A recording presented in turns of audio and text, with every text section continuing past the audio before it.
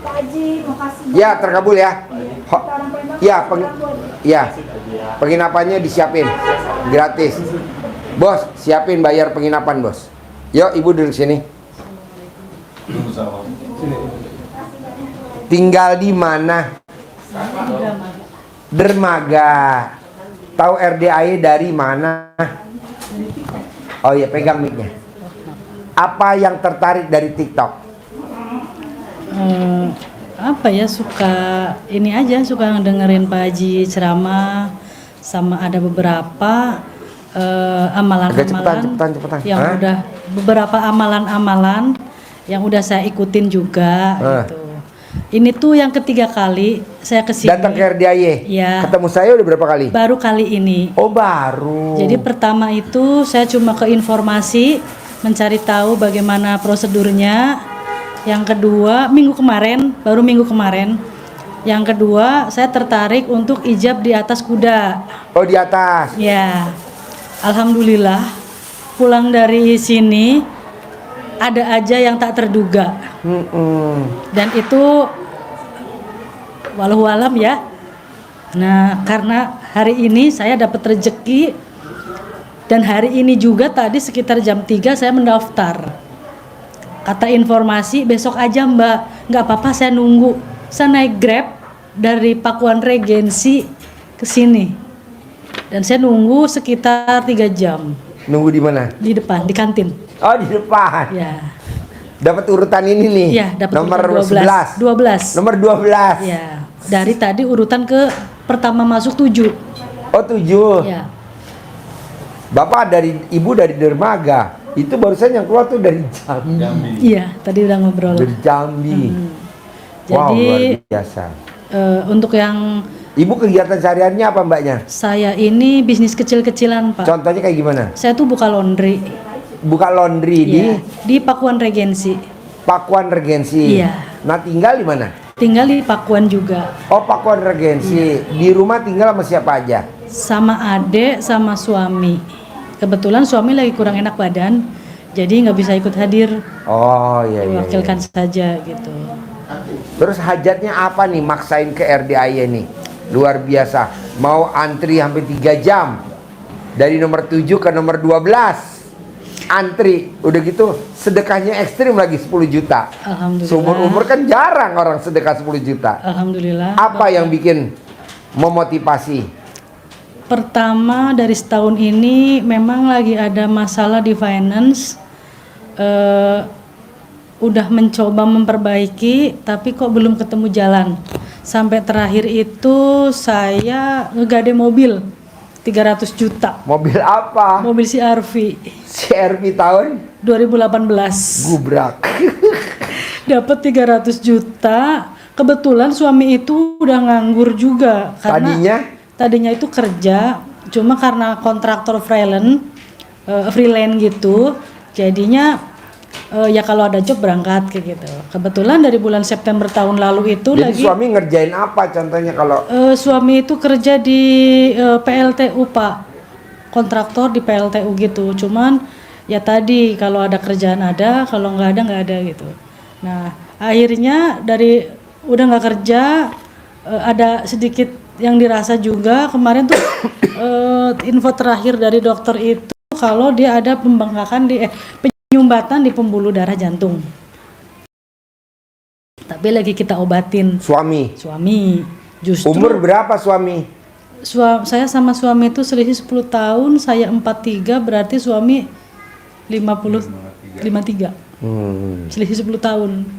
Nah udah gitu kan otomatis usaha saya yang baik-baik aja, karena memang kondisi rumah lagi nggak baik-baik aja, saya mencoba membackup rumah dengan hasil dari usaha, dan ternyata itu malah bikin carut marut. Iya dong, berantakan. Iya. Orang sehat kok diobrak-abrik. Justru saya bingung, tadinya saya nggak punya hutang Pak Haji, justru karena saya pikir Allah pasti akan bantu gitu ya, dengan udah mentok terakhir itu di setahun ini tuh CR-V masuk ke leasing, dan setoran sebulannya itu 12 Cicilannya. juta 12 juta. Nggak bakal kebayar, Mbak. Itu alhamdulillah sih udah setahun ini jalan lancar Pak Haji. Asalkan keyakinan saya tidak bertabrakan dengan kebutuhan lain. Nah, kepentoknya itu bulan ini saya harus bayar kontrakan tempat saya usaha itu per 2 tahun. Memang dari awal per 2 tahun. Jadi setahun itu 40 juta. Kalau per 2 tahun kan berarti 80. Kemarin itu uang udah di tangan Pak Haji. Oh, udah di tangan. Udah di tangan. Tiba-tiba kan anak juga lagi kuliah di Yogyakarta. Kebetulan ngambilnya teknik yang banyak sekali uang tak terduganya. Ya udahlah, bismillah aja, nanti ada jalan. Tapi kok bukan mengeluh ya Pak Haji, saya menjalani itu dari subuh pulang malam. Alhamdulillah ada aja, cukup buat makan itu cukup. Dari laundry itu. Dari laundry itu. Jadi laundrynya di mana? Di Pakuan Regensi. Di Pakuan Regensi. Iya, sama di kampus IPB. Kampus IPB. Iya. Dan ada 2 cabang sebenarnya Pak Haji. Cuman kemarin, persis kemarin, jadi yang di IPB itu habis kontrak karena memang setahun. Akhirnya saya. Jadi kalau laundry itu satuan apa kilo? Variasi Pak Haji, ada kiloan, ada satuan, dan saya itu kerjasama sama pesantren juga, pesantren anak yatim Tahfiz Al-Quran. Nah Alhamdulillah. itu satuan apa kiloan kalau Kiloan laundry? Pak Haji, Hah? kiloan. Oh kiloan. Iya, tergantung. Nganter jemput atau Kita antar jemput, kita antar jemput gratis. Oh. Terus saya lanjut Pak Haji. Terus setelah itu yang bikin saya hari ini kesini Pak Haji, mohon maaf, bukan saya memaksakan. Saya beraniin diri sedekah 10 juta. Bismillahirrahmanirrahim ta'ala. Itu uang yang mau saya pakai besok tanggal 12 buat bayar karyawan. Karena karyawan saya ada 14 orang dan itu masih kurang. Hari ini saya nggak mikir 2 kali. Bismillah, saya mau ke RDAY, saya mau sedekahin. Insya Allah ada jalan keluar. Itu aja, nggak ada pilihan lain. Kalau ibu kan ini menurut ibu itu nekat ya. Nekat. Kalau saya bilang belum nekat, lebih nekat yang tadi orang Jambi. Itu super nekat tuh. Uang sewan tenda belum dipasang, uangnya disedekahin. Kan dia dapat sewa tenda, kan dia nyewain tenda. Udah dibayar nih tendanya, tapi tendanya belum dipasang. Dia paksain lo kemarin. Wow, luar biasa.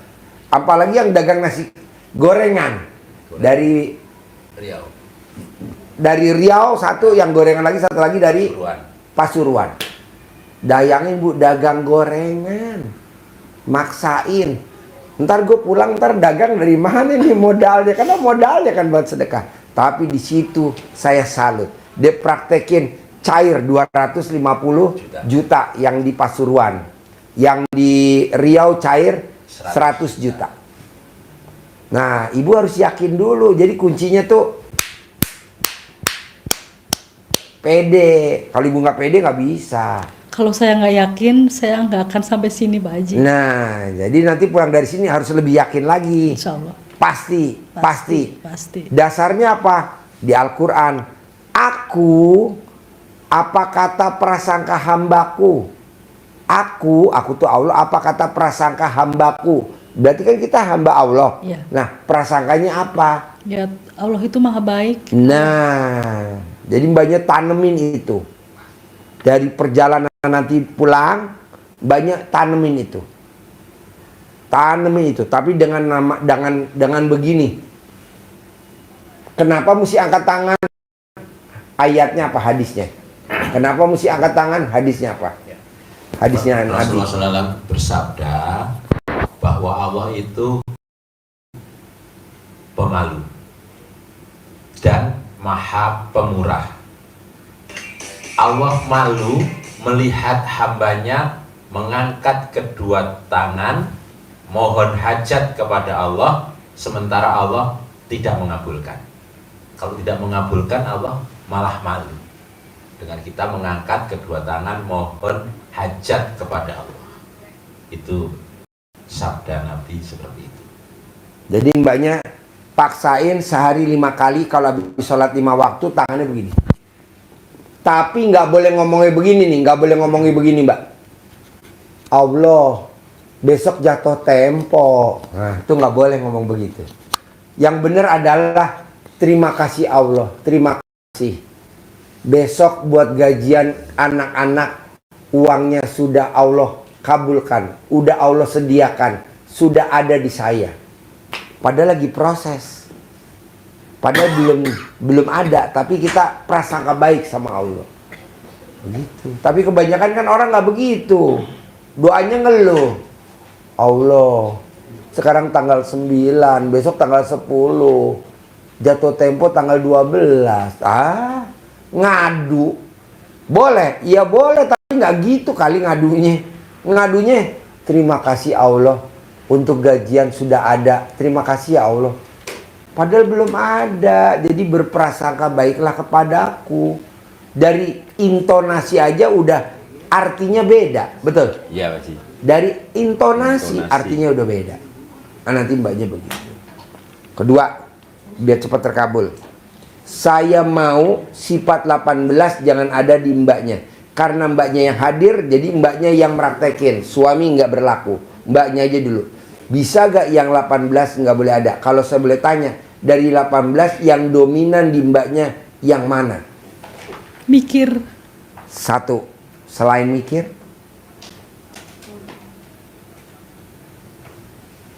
Kayaknya gelisah ya. Dua, satu lagi.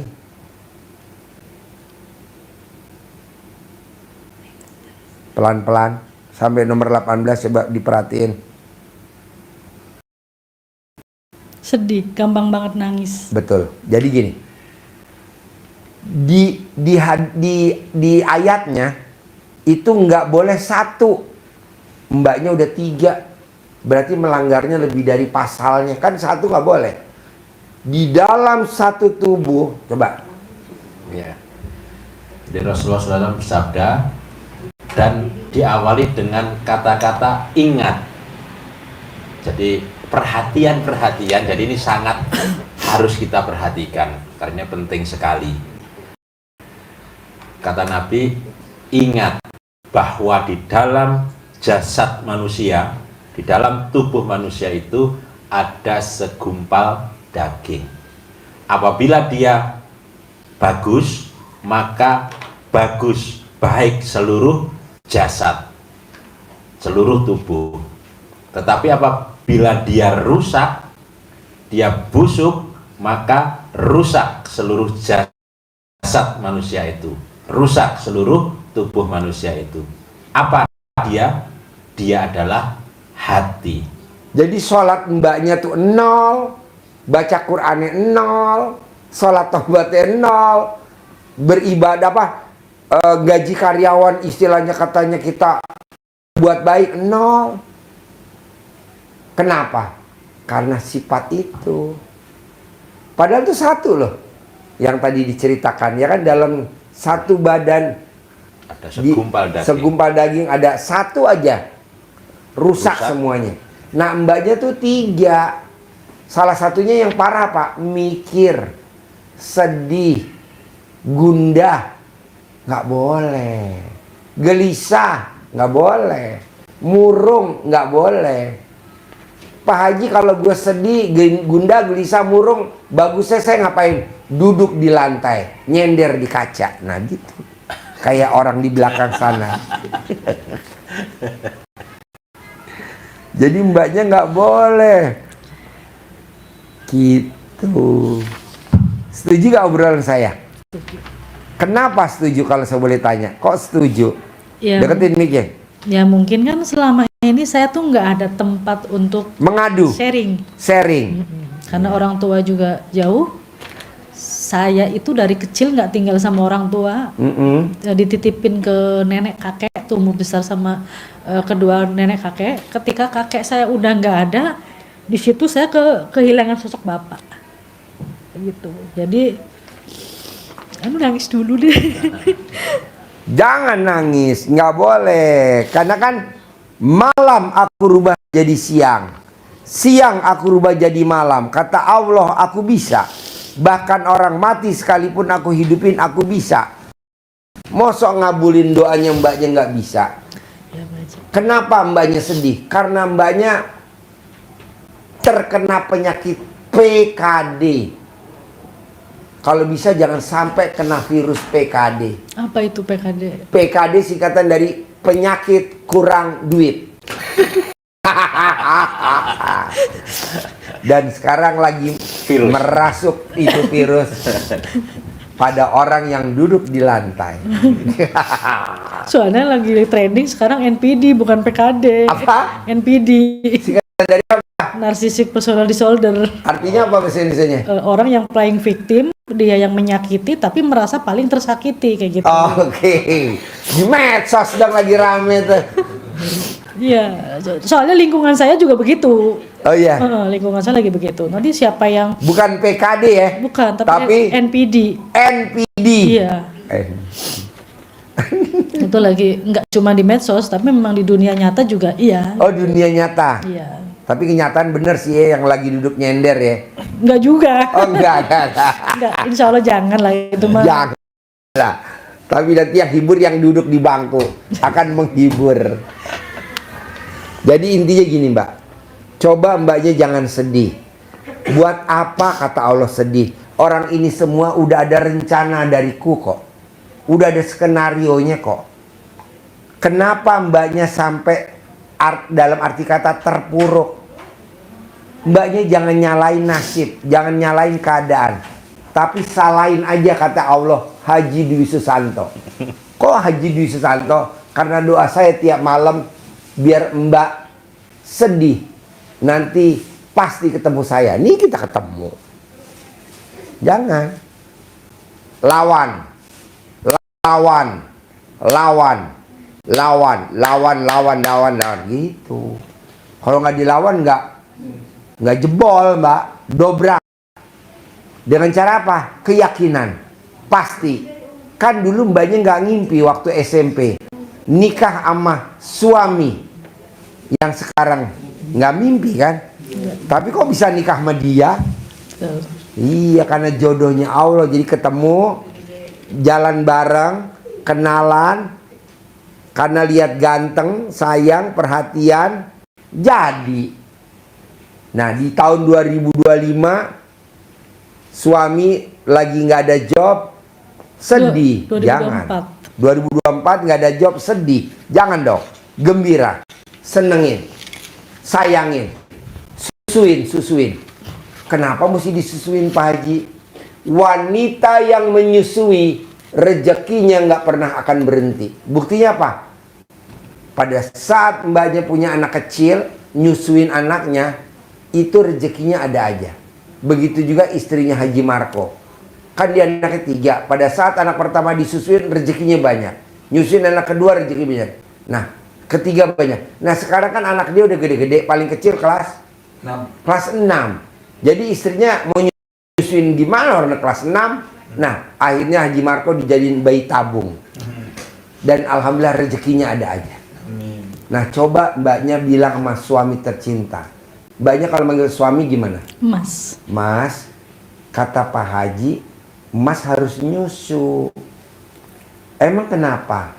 Kata Pak Haji, ibu yang menyusui rezekinya berlimpah. Anggap aja Mas anak aku. Nah, dia udah susuin. Ada lagi contohnya, tuyul. Tuyul kan hobinya nyusu. Dan orang yang miara tuyul banyak rezekinya. Oh iya. Kalau tuyul kalau nyusu pakai baju nggak sih? Enggak. Oh jadi aku kalau nyusu nggak boleh pakai baju? Nggak boleh. Kalau pakai baju bukan tuyul namanya. Gitu. Pokoknya apa? Hidup ini dibikin gembira. Insya Allah. Karena kalau kita senang, rezeki Datang. Tapi kalau kita sedih, rezeki Pergi. oh. Gimana tuh caranya biar mbaknya senang? Yaitu tadi, tidak boleh memikirkan kewajiban. Karena ini udah ditanggung sama Allah. Tapi kan kita selalu mikir. Nah, tadi yang mbaknya bilang mikir. Coba jangan pulang dari sini kita nggak boleh mikir. Pasti nanti ada. Pasti nanti ada. Pasti nanti ada. Pasti nanti ada. Pasti nanti ada. Ada.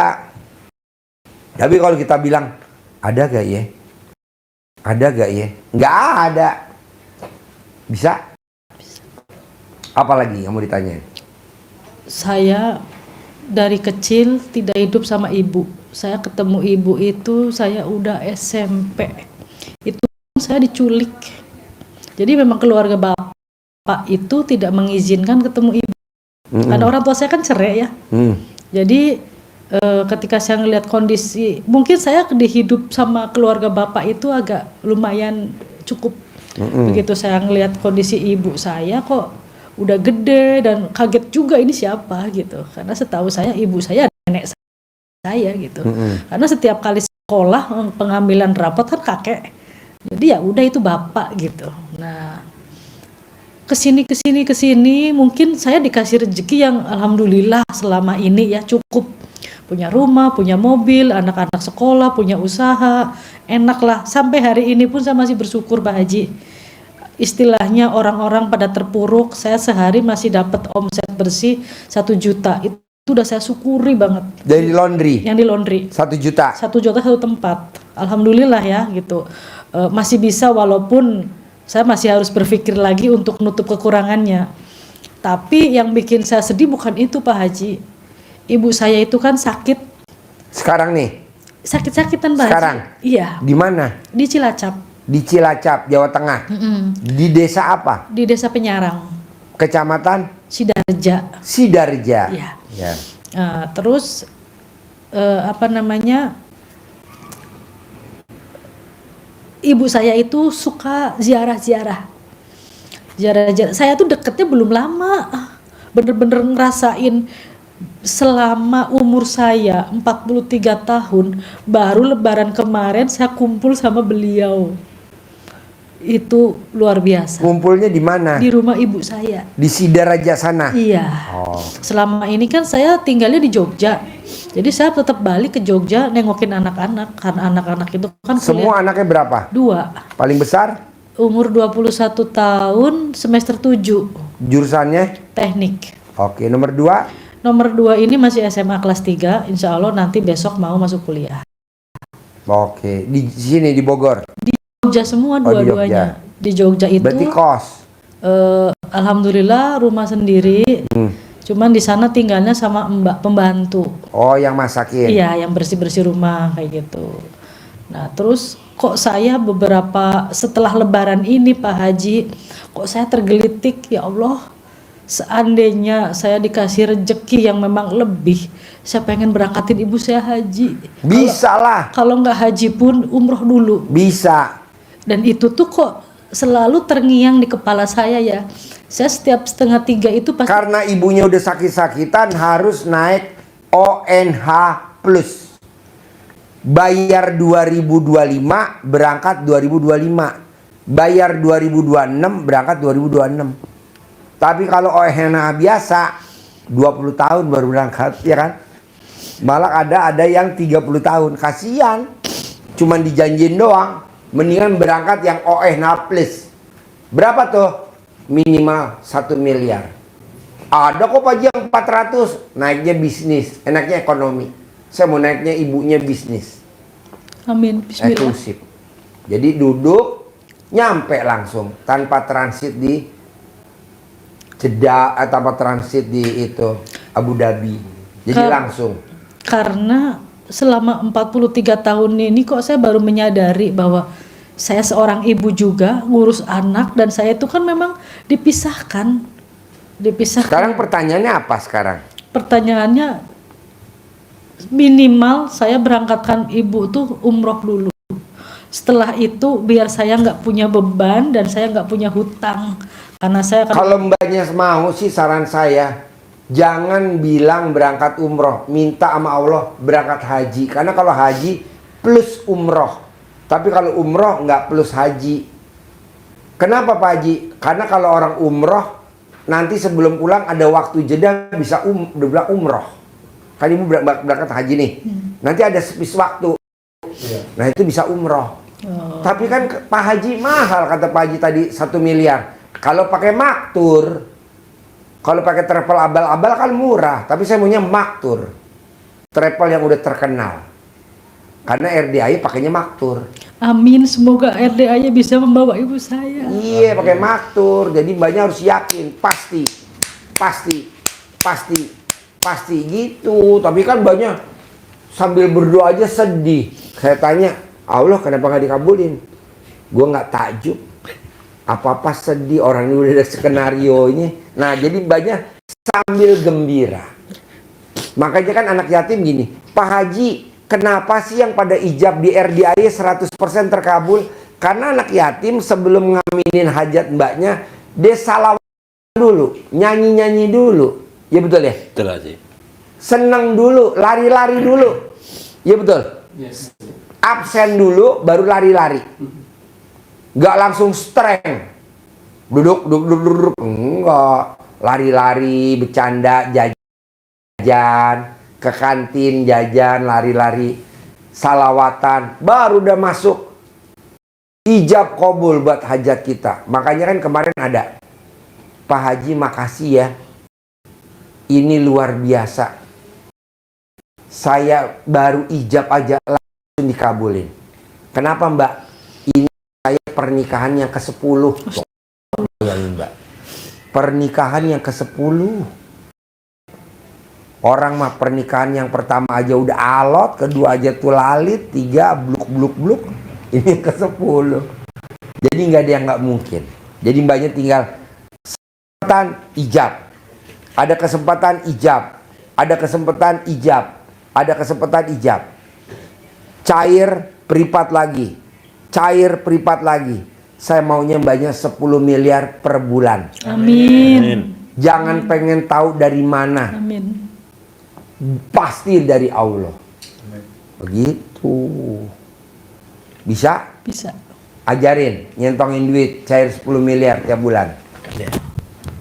Cair 10 miliar tiap bulan. Ajarin, nyentongin. Dikasih uang bibit Pak Haji ini untuk dipakai manggil uang. Jangan dipakai belanja. Disimpan sama centong keramat. Manjur.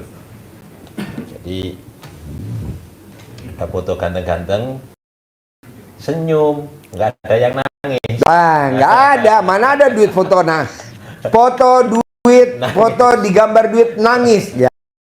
Yang ceweknya menari, semua bergembira. Nah ini filosofi uang, kita juga harus mengikuti kemauannya uang seperti ini. Oke? Ya. Bismillahirrahmanirrahim.